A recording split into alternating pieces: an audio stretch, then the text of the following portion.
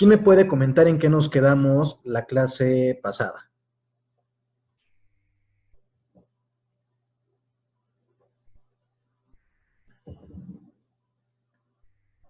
Román, ¿en qué nos quedamos la clase pasada? Voy, profe. Fue en lo de que obligaron a los, no sé si fueron burgueses, a darle como tipo dinero a la iglesia para que pudiera mantener a los pobres. Sí fue algo así. No, nos quedamos, lo último que vimos fue la tabla de subsidios mínimos de 1795. Ok. A ver. Diana, recapitulando, ¿en qué país inició la revolución industrial? Espere. Déjelo. Inglaterra. Inglaterra. ¿Puedo decirlo, profe? Ya no. Ya lo dijeron. Diana, ¿te acuerdas qué significa una monarquía constitucional y parlamentaria? Sí. A ver, dime. ¿Cuáles son sus características, Diana? Que, bueno, la monarquía constitucional, pues se basaba en las leyes, ¿no? O sea, como que se preocupaba en especial por cumplir normas y respetar a las decisiones de su pueblo. Ok, bien. La mayor diferencia o cambio que hubo desde la monarquía absoluta es ¿cómo decirlo? Como que el mismo pueblo ya interactuaba con el rey y las reglas para mantener un equilibrio entre estas y no se vuelva absolutista. Ok. Entonces, a ver, recapitulando, habíamos señalado o empezamos a explicar lo correspondiente a la revolución industrial. Manifestamos que esta revolución o este movimiento inició en Inglaterra en la década de 1750. ¿Estamos de acuerdo? Y que no fue un movimiento o una revolución que haya surgido de la noche a la mañana, sino por el contrario, fue un movimiento que se fue dando a lo largo del tiempo y que tuvo diversas causas o antecedentes que motivaron esta revolución. Y ahí encontramos, pues bueno, el cambio de la mentalidad dentro de los ingleses, la revolución agrícola, la manufactura, las nuevas fuentes de energía y las innovaciones tecnológicas. De ahí señalamos o empezamos a ver lo correspondiente a la sociedad inglesa y que en esta sociedad inglesa, pues bueno, encontramos dos puntos que tendríamos que analizar en lo particular, que es la mentalidad emprendedora inglesa y la proletarización y las leyes de pobres. Si no mal recuerdo, habíamos señalado que dentro de la mentalidad emprendedora inglesa señalamos o manifestamos que existieron en Inglaterra diversas condiciones y estímulos que propiciaron la invención y el desarrollo de nuevas tecnologías a partir de diversos sucesos, que fue la acumulación del capital, la existencia de instituciones financieras, la existencia de una monarquía constitucional y parlamentaria, el que los burgueses ya formaran parte del parlamento y sobre todo la inversión del Estado en diversas obras públicas, la inversión del Estado en la investigación académica y en el desarrollo de la tecnología. Aquí señalamos que un punto bastante importante fue lo correspondiente a la creación de la monarquía constitucional y parlamentaria. Y señalamos que dentro de la monarquía absoluta, que era lo que se daba frecuentemente en Europa en estos siglos, pues bueno, aquí el poder era concentrado por una sola persona y este rey o monarca, pues bueno, tenía las funciones de los tres poderes que actualmente conocemos en la actualidad. que es el poder ejecutivo, el poder legislativo y el poder judicial. Y la voluntad de esta persona o de este rey o monarca no tenía límite legal alguno. Podía hacer lo que su voluntad le dijera. Por el contrario, ya los ingleses, conforme fue avanzando el tiempo, crean esta modalidad de la monarquía parlamentaria y constitucional. ¿A qué se refiere esto? Pues bueno, sus características más importantes son que la monarquía constitucional se refiere a que la voluntad del rey va a estar limitada al texto constitucional. ¿Esto a qué se refiere? Que va a estar subordinada a lo que establezcan las leyes. Ya el rey o monarca no puede hacer lo que su voluntad le dicte. Por el contrario, ya tiene que obedecer los cuerpos normativos, ¿sale? Y por otro lado encontramos que también es una monarquía parlamentaria en el sentido de que surge a la vida política de Inglaterra el Parlamento. ¿Qué es el Parlamento inglés? Pues bueno, es lo que conocemos como el poder legislativo. Supongamos que en nuestro país viene siendo la Cámara de Diputados y la Cámara de Senadores. Entonces, el Parlamento inglés también surge para el efecto de poder limitar el actuar del monarca, ¿sale? Si bien es cierto, limita por un lado, también va a supervisar que todo lo que realice el monarca esté apegado a las leyes. ¿Esto a qué se refiere? Que esté conforme a ley, que cumpla las disposiciones normativas que crea el Parlamento, ¿sale? De ahí señalamos o iniciamos a ver lo correspondiente a la proletarización y a las leyes de pobres. Habíamos manifestado en un primer momento que derivado de la revolución industrial podemos identificar ya dos clases plenamente identificadas. Por un lado encontramos a la burguesía, que van a ser aquellas personas que son los dueños de los medios de producción, y por el otro lado encontramos al proletariado, que va a ser pues lo que actualmente conocemos como la clase pobre, ¿no? Los trabajadores, campesinos, artesanos, etc. Derivado de esto y de la alta concentración de riqueza por lo que hacen los burgueses, muchas familias cayeron en la pobreza.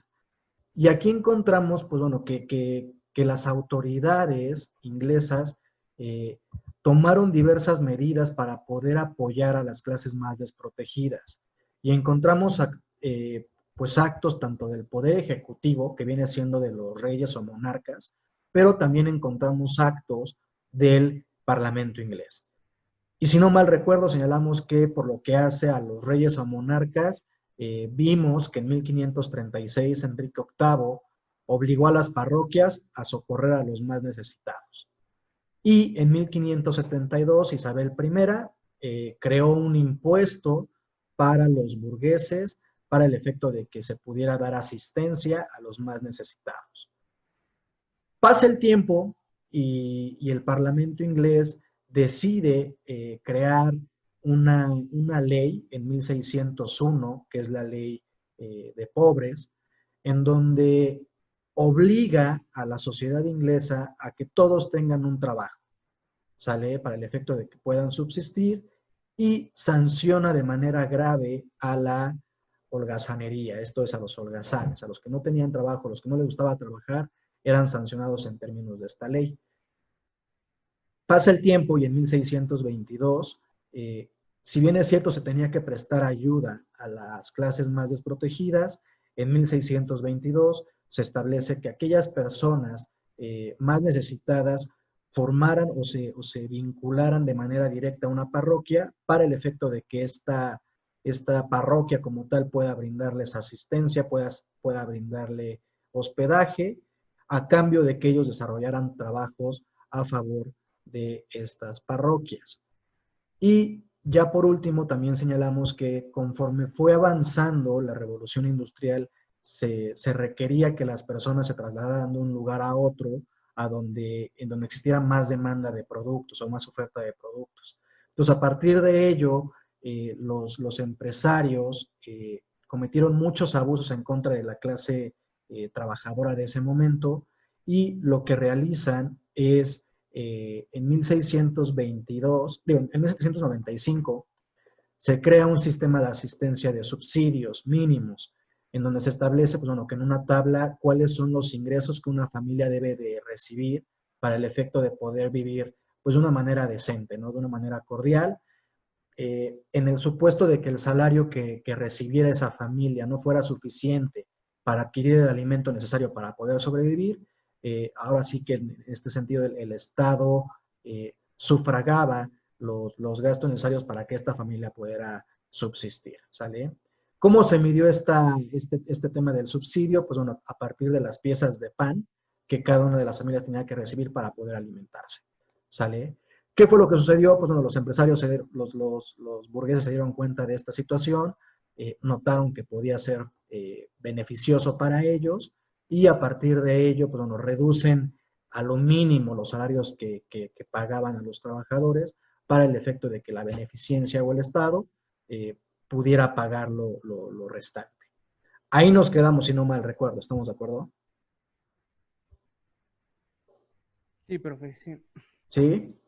Ok, entonces, va a ser muy importante, niños, que tomen nota de lo que yo voy diciendo en sus libretas, porque clase con clase les voy a pedir como tarea que me manden vía Google Classroom los apuntes que tomaron en la videoconferencia. ¿Estamos de acuerdo? Sí. Sí. Entonces vamos a seguir. Otro de los antecedentes que propició el movimiento de la revolución industrial fue la revolución agrícola, como segundo punto, segundo antecedente. ¿Cuáles son los efectos de esta revolución agrícola? Primero que nada, tenemos que señalar que las técnicas que dieron cauce a esta revolución agrícola provinieron de los Países Bajos o de lo que actualmente conocemos como Holanda.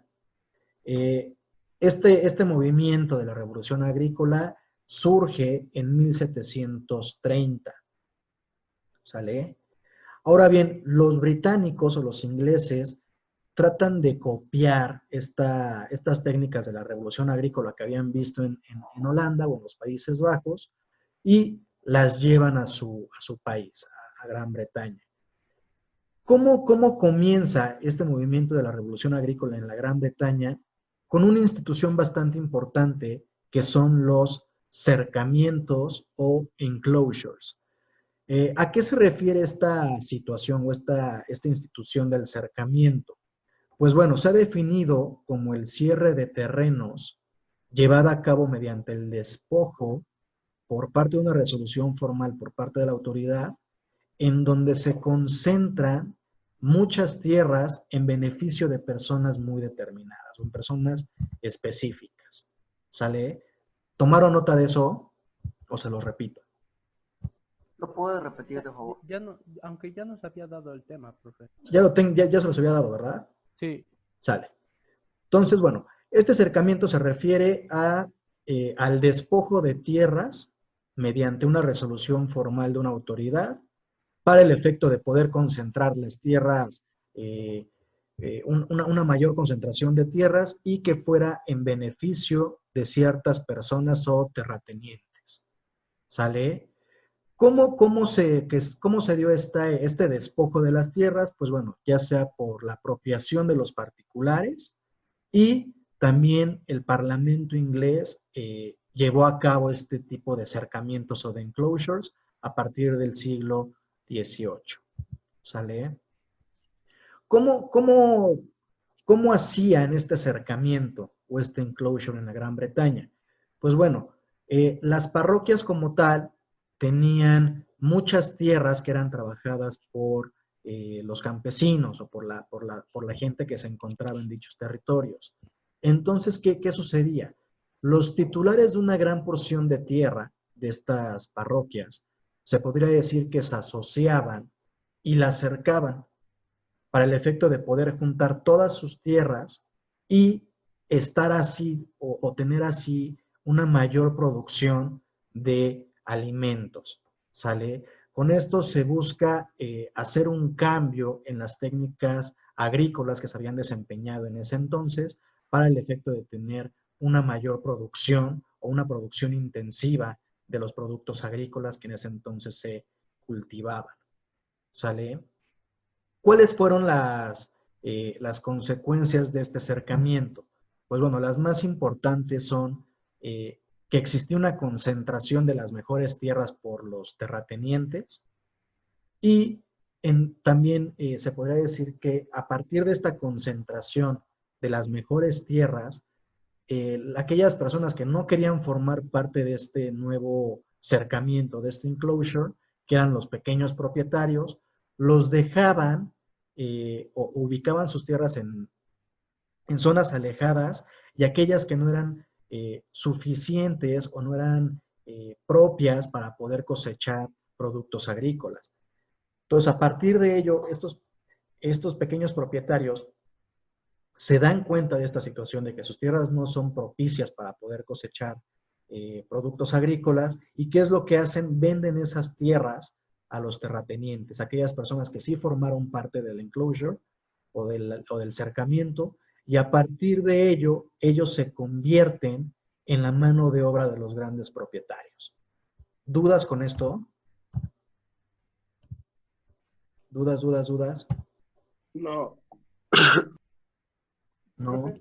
Solamente la parte del el cercamiento o el cierre que se dio en Gran Bretaña, se fue en 1703. 1730. Ah, ok. Gracias. 1730. O sea, en 1730 inicia en los Países Bajos o en Holanda. O sea, las técnicas de la revolución agrícola. Los británicos se dan cuenta de esa situación que los holandeses ya traían una nueva metodología, unas nuevas técnicas en materia agrícola y ellos lo transportan a la Gran Bretaña. ¿Cómo inician la revolución agrícola en la Gran Bretaña? A partir del cercamiento de los enclosures. ¿Sale? Volvemos a lo mismo. ¿Qué es el enclosure o el cercamiento? Nos ponemos de acuerdo todos nosotros para cercar las mejores tierras y a partir de ello dejamos a un lado las antiguas técnicas de la agricultura para que tengamos mejores tierras y tengamos una producción intensa de productos agrícolas. ¿Sale? O sea, esto tiene que ir consigo conforme a la revolución industrial. ¿Sale? A partir de ello, las consecuencias de estos cercamientos o de los enclosures, ya manifestamos que son dos consecuencias. Uno, la concentración de las mejores tierras en pocas manos o también llamados terratenientes y aquellos propietarios que tenían tierras bastante lejanas o que no eran propicias para poder tener una cosecha adecuada, ¿qué era lo que hacían? Los terratenientes les compraban esas tierras, los despojaban de esas tierras y estos pequeños lugartenientes o pequeños propietarios se convertían en la mano de obra de estos grandes propietarios. ¿Sale? ¿Dudas con esto? Joseph, ¿dudas? No, profe. Sale. Ahora bien, ¿cuáles son estas nuevas técnicas de la revolución agrícola? Si bien es cierto, por un lado encontramos a los enclosures o a los cercamientos, por otro lado también encontramos nuevas técnicas. ¿Cuáles son? Pues bueno, tenemos diversos mecanismos para el efecto de que las tierras que ellos cultivaban y cosechaban pudieran regenerarse. También encontramos la introducción de plantas con un efecto regenerador de la tierra y también encontramos que cultivaban plantas que sirvieran para alimento a los ganados como tal y el abono que ellos, que los desechos que daban este ganado lo pudieran aplicar como abono a esas tierras. ¿Sale? También esta revolución agrícola trae consigo la modernización de las herramientas que tradicionalmente se ocupaban en la Gran Bretaña y por ello se perfecciona el arado, se sustituye la madera por el metal y después por el acero hubo un uso generalizado de la herradura, se difunde la siembra en surcos y se incrementa el uso agrícola del caballo. Esto es, ya buscaban que las personas como tal no araran las tierras, sino por el contrario, que ya ese trabajo, que era bastante desgastante para las personas, ya lo realizara como tal el caballo, ¿sale? Y a partir de ello, pues bueno, se da una producción masiva de los productos agrícolas, ¿sale? Entonces, a manera de conclusión, por lo que hace a este punto, ¿qué es lo más importante y qué es lo qué es lo que deseo que tengan en sus libretas a manera de apunte? Pues bueno, ¿en dónde inicia este movimiento de la revolución agrícola?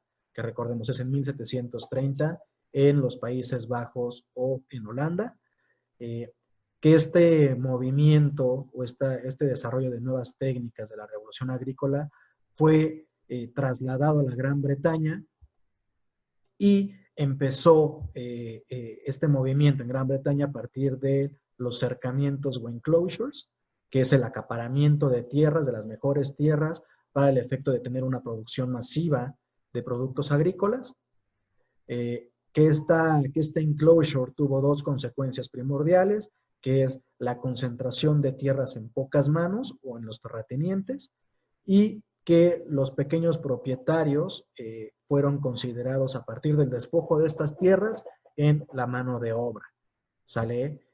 También me interesa que tengan ahí en sus libretas la situación de la actualización o de la modernización de los instrumentos que se ocupaban antiguamente en la agricultura. ¿Sale? ¿Tienen dudas? ¿Cuáles eran los instrumentos que dijo, profe? La actualización de los instrumentos o de las herramientas fue, uno, se perfeccionó el arado, esa es una. Dos, se sustituye a la madera por el metal y por el acero. La tercera es, se generaliza el uso de la herradura. La cuarta, se difunde la siembra en surcos. Y la quinta es, se incrementa el uso agrícola del caballo. ¿Sale? ¿Ya todos lo tienen? ¿Puedes repetir la 4, por favor? La 4 es bueno, se difunde la siembra en surcos. Y la última es el incremento del uso agrícola del caballo. Gracias. Sálale. ¿Ya todos lo ¿Cuál tienen era en la cuenta? primera? La primera, René, es el perfeccionamiento del arado. ¿Quién sabe qué es el arado? El arado es la herramienta que se usaba para hacer fértil la tierra. O sea, bueno, yo lo comparo con con el palito para hacer las líneas en la tierra y poner ahí las semillas. Exacto, exacto. Es una técnica de siembra. ¿Sale? Y como dice Fer, se establece un palo para el efecto de que se pueda determinar en dónde están las semillas y cuando se cosecha se pueda renovar la tierra para el efecto de que puedan sembrar otro producto. ¿Sale? ¿Sí, Avi? Sale. Entonces, si no hay más dudas, bueno, vamos a seguir con el siguiente antecedente de la revolución industrial. ¿Sale? No sé si también les di el tema de la manufactura. Sí, profe. ¿Sí lo tienen? ¿En dónde me quedé, Fer? Pues lo último se quedó, el desarrollo de la manufactura no era posible sin un crecimiento de la demanda. Ello se explicó por el crecimiento demográfico y por la capacidad adquisitiva de la población. Ok, pero vimos cómo se encontraba integrado un taller artesanal. Sí, Los talleres del mismo oficio constituían gremios que regulaban la jornada de trabajo, calidad y precios de las mercancías, salarios de oficiales y gratificaciones de Los aprendices, aprendices. Ujú. ajá, y las condiciones para ascender, etcétera. Ok. ¿Todos tienen eso, niños? Sí, yo sí lo tengo. Ok, perfecto. Entonces, bueno, vamos a proceder a su explicación. Otras de las consecuencias u otro de los antecedentes de la revolución industrial fue la manufactura. Tenemos que entender que antes del desarrollo de la producción fabril o antes del desempeño, del desarrollo de las grandes fábricas, todos los productos o la mayoría de los productos eran generados en talleres artesanales. Estos talleres artesanales estaban conformados por diversas personas. En la cúspide de ese taller artesanal se encontraba el productor o el maestro artesano. Era, pues bueno, el que empleaba su trabajo, el de su familia y de otras personas que lo apoyaban para generar diversos productos. ¿Cuáles eran los derechos que tenía este maestro artesano? Pues bueno, tenía el derecho para poder ejercer el oficio al que se dedicaba, y el segundo derecho que él tenía era poder vender los productos que él generaba. ¿Sale? Y las otras personas que integraban estos talleres artesanales eran los oficiales y los aprendices. Los oficiales eran, pues, bueno, aquellas personas que se encargaban de supervisar que las personas hicieran su trabajo, y el aprendiz era aquella persona que, bueno, que buscaba, valga la redundancia, aprender el oficio del maestro artesano. ¿Sale? Eh, Cabe señalar que en este primer momento de los talleres artesanales, se juntan todos aquellos que se desempeñaban en un mismo oficio y se generan los primeros gremios. Eh, Ustedes me parece que investigaron qué se entiende por gremio, ¿no? ¿Quién me puede decir?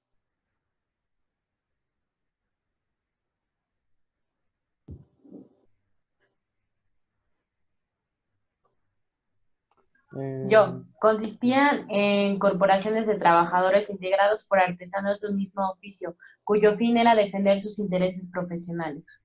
Entre sus objetivos estaba conseguir un equilibrio entre la demanda de obras y el número de talleres activos y ya.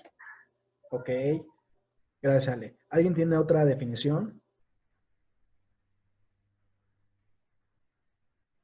Román, ¿tú qué tienes? ¿Mande? ¿Qué definición tienes de gremio? Pues es prácticamente lo que dice Alexa, que se supone que eran gente que estaba como aprendiz de un jefe de un maestro artesano. O sea, eran de los que iban a aprender para poder ser como su maestro, por decir. Ok, gracias, Román. Mitch, ¿tú qué tienes?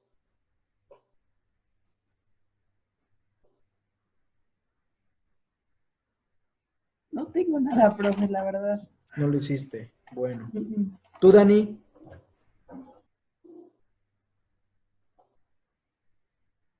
Mande. ¿Qué definición tienes de gremio? Gremio. Ay, no, creo que no lo tengo.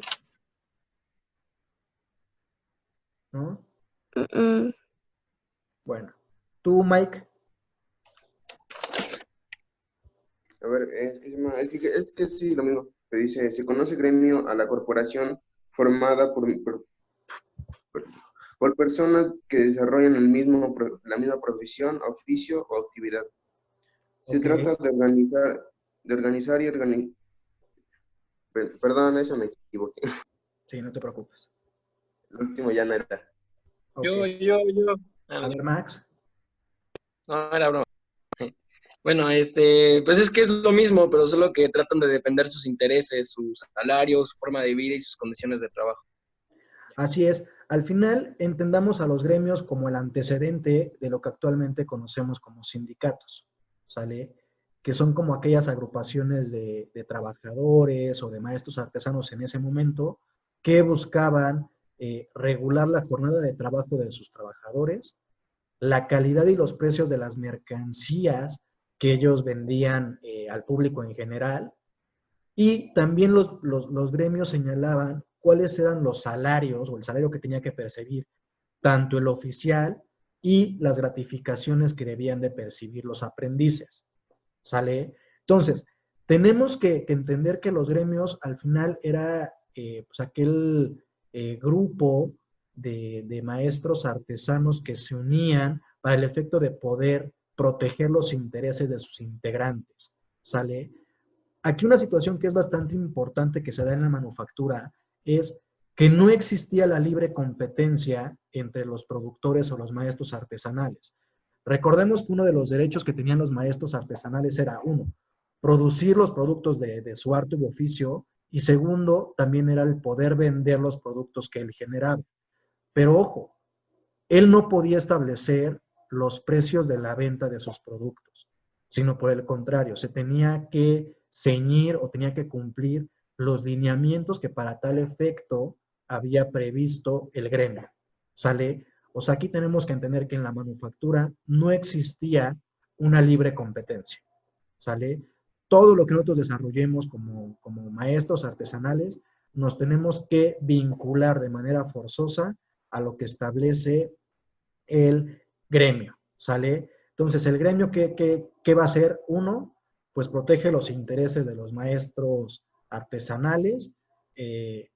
Dos, va a fijar los salarios de los oficiales. Tres, va a señalar las gratificaciones que tienen que percibir los aprendices. Cuatro, cuáles son las características y las modalidades o la calidad de los productos que se van a vender. Y por último, cuáles van a ser los precios de esos productos. ¿Sale? No es como actualmente vemos, ¿no? Que una empresa produce un determinado producto y lo venda al precio que ellos consideran suficiente para poder recuperar la inversión. Aquí no. Si tú formabas parte de un gremio y tenías la obligación de formar parte de ese gremio, tú no podías fijar los precios de la venta del producto que tú realizabas. Te tenías que ceñir, tenías que cumplir forzosamente las estipulaciones del gremio. ¿Sale? Pues bueno, chicos, ya acabó la sesión. Les pido estén pendientes de las actividades que voy a dejar en Google Classroom. Van a ser 2 o 3 actividades. ¿Sale? Entonces, para que las cumplan en tiempo y forma. Y nos vemos el próximo viernes. ¿Sale? Cuídense mucho y que tengan un excelente día. Sí, güey, Gracias. Bye. Adiós. Gracias, profe. Bye. Cuídense. Bye. Lo extrañamos. Bye. Adiós. A ustedes. Bye.